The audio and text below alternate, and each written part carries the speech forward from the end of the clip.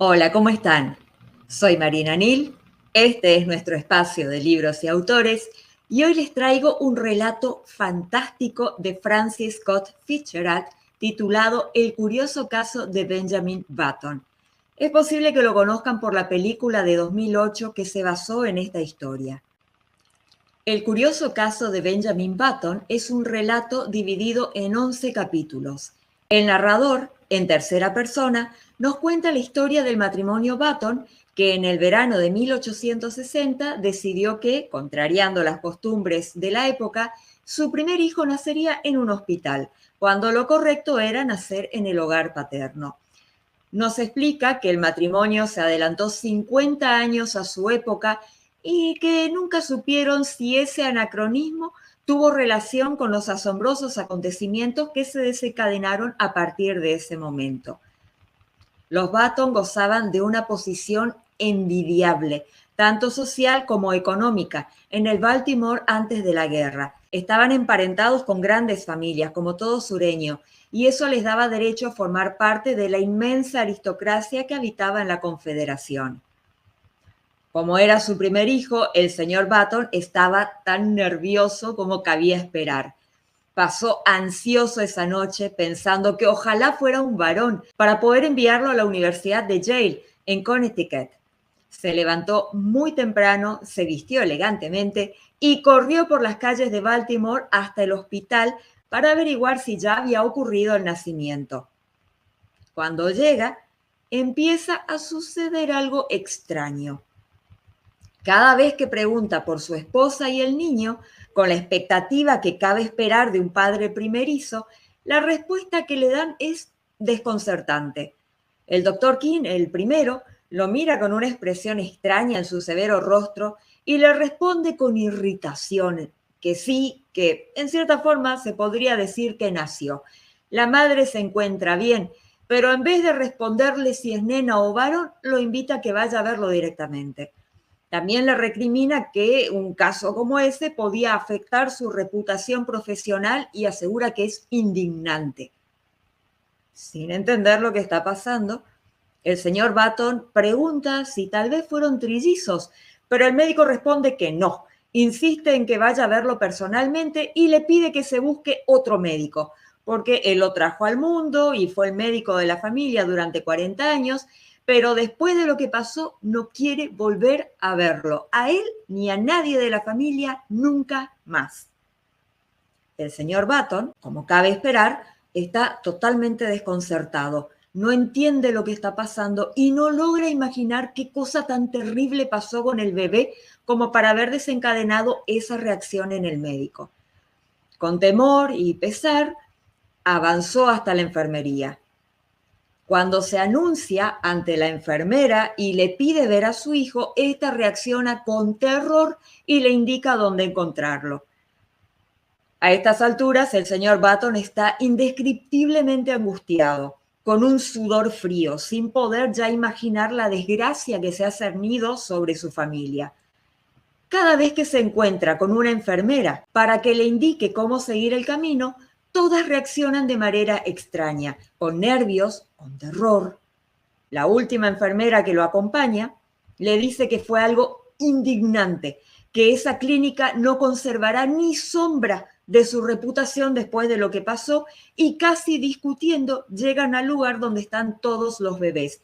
Y si vieron la película, saben de qué va, pero yo me paro acá para no hacer un spoiler a los que no la vieron.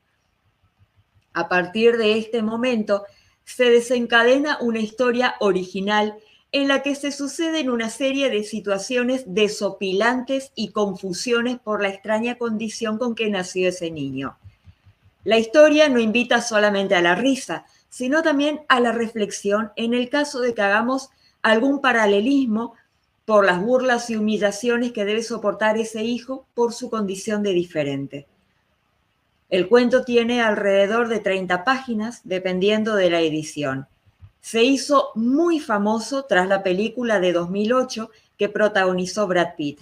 Hay diferencias entre el cuento y la película, así que, como hago siempre, los invito a leer primero el cuento para poder disfrutar del placer de imaginarnos las escenas que solo nos permite la lectura.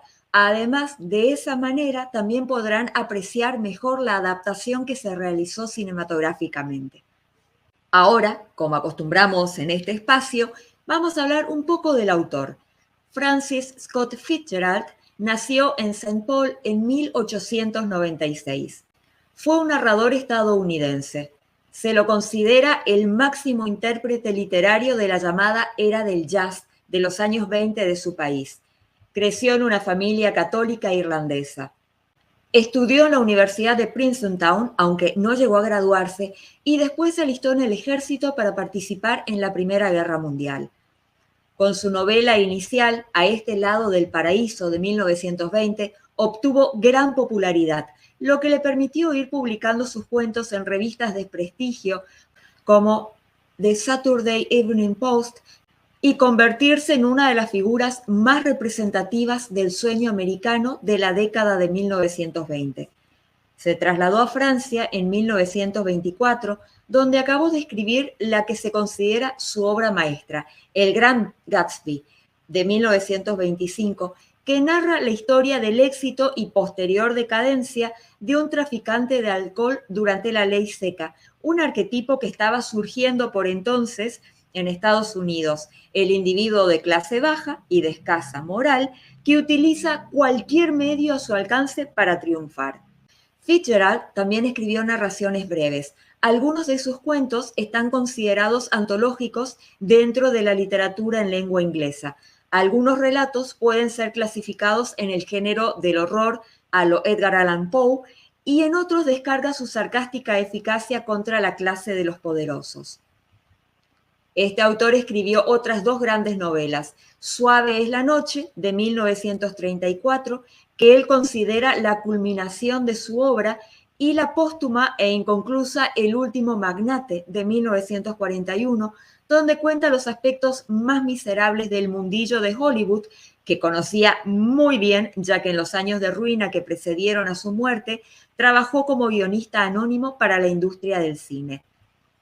Su libro, igualmente póstumo y testimonial, El jactancioso, publicado en 1945 por Edmund Wilson, es una crónica escalofriante y hermosamente desdichada de su desintegración como hombre y escritor, en la que hace una revisión de sí mismo y de las causas abismales que provocaron su caída. La primera frase de este relato o ensayo es tan clara que vale por un manifiesto. Toda vida es un proceso de demolición. Scott Fitzgerald falleció en Hollywood en 1940 de un infarto. Tenía 44 años. Espero que les haya gustado esta recomendación y los motive a buscar este autor y sus libros. Yo me despido hasta la próxima. Chau, chau.